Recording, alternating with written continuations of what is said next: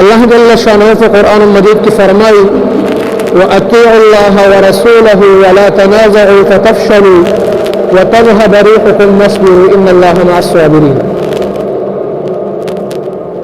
الله پاک فرمائی کہ تاسو زما اطاعت وکړئ او د رسول اطاعت وکړئ ولا تنازعوا او تاسو جنگ جګړه مکوئ فتفشلوا غني بزدل رشي وتذهب ريحكم او تاسو غداد به ختم شي. به فرمای واصبروا ان الله مع الصابرين تاسو صبر کوئ ځکه چې الله جل شانه د صبر کوونکو سره دی. به فرمای واعتصموا بحبل الله جميعا ولا تفرقوا. الله پاک فرمای چې تاسو د الله رسي د دین رسي هغه مضبوط ونیسئ. یعنی د الله جل شانه قرآن مجید و پیغمبر علیه الصلاة والسلام احادیث مبارکه او دغه شان په دین باندې خپل منګول مضبوط ولګوي ولا تفرقوا او جدا جدا کېږئ نو یعنی په ډله کې چې کوم دی هغه مه تقسیمیږئ.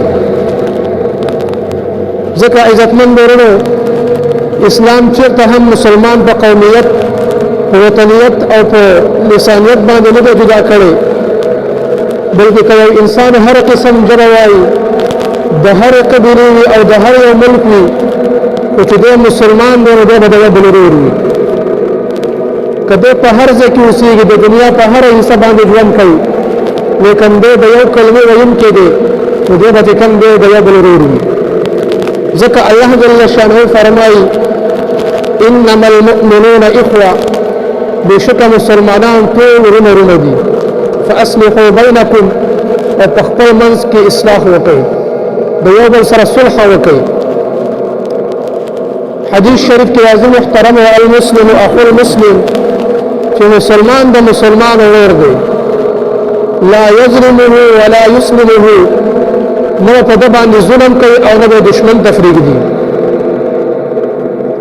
نو عزتمن مسلمانانو ورونو چې مسلمان په هر ځای کې اوسېږي د دنیا په هر ځای باندې ژوند کوي او په هغه باندې ظلم کېږي نو بل مسلمان په هغه باندې خامخا خفه کېږي.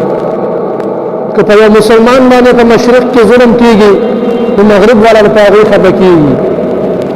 که په مغرب کې ظلم کېږي نو مشرق والا په هغې خفه کېږي. که په هر ځای کې اوسېږي نو په یو بل باندې به دې خفه کېږي. محترمو ځکه محترمو چې ټول مسلمانان هغه په مثال د یو جسد دي د یو بدن دي.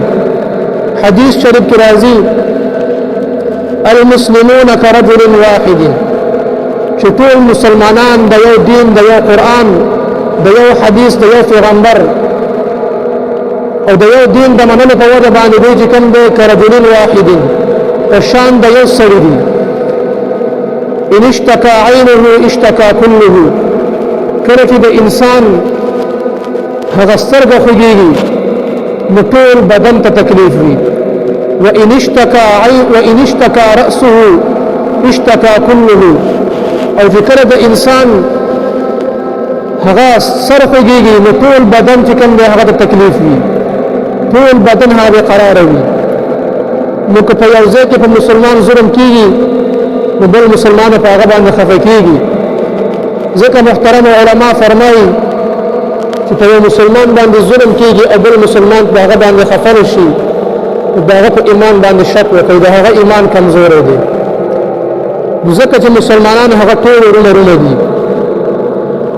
بل حدیث شریف کې راځي المؤمن للمؤمن كالبنيان يشد بعضه بعضا چې د مسلمانانو مثال په شان د یو مکان دی چې د مکان یوې حصې بل حصې لره مضبوطه کړې وي. عزتمن ورونو د حدیث مطلب دا دی چې مسلمان په دیني او دنیاوي کارونو کې د یو بل سره مدد کوي د یو بل په مدد سره به قوت حاصلوي. مضبوط کس چې کوم دی هغه به کمزوره کس د ځان سره مضبوطوي. مالدار کس چې کوم دی هغه به د غریب سره تهمت او مدد کوي د غریب حاجت به پوره کوي. او بیا نبی علیه الصلاة والسلام د وضاحت دپاره وفرمایل چې د مؤمن مثال هغه په شان د یو مکان دی لکه څنګه چې د یو مکان یوه حصه بلې حصې لره مضبوط کړي وي چې د مکان یوه حصه غورځي هغه بله مرسه غورځېږي. دغه شان مثال د مؤمن هم دی او بیا پیغمبر علیه الصلاۃ والسلام د دوه لاسونو مبارک ګوتې هغه داسې یو بل کې ورکړي او وی فرمایل که چېرته مسلمان داسې متحد شي او یو شي یقینا چې په ټوله دنیا د مسلمان